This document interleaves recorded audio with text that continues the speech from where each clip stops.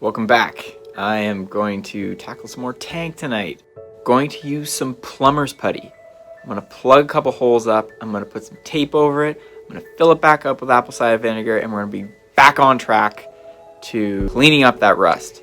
So let's try it. So I cleaned up the surface. I used a metal brush, just cleaned it all the surface rust that kind of accumulated, and threw on some plumber's putty just to plug the holes. Just put some tape over top of that just to make sure that they don't come loose, and filling it back up with apple cider vinegar. One more week of apple cider vinegar sitting in there is going to make a huge difference.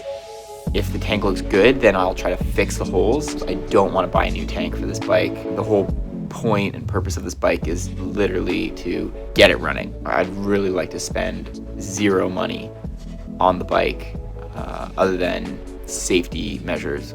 So we're just gonna put a pan underneath it a little bit, and we'll see what how much leaks out in the morning, and hopefully we can just autopilot that project and move on to something more interesting.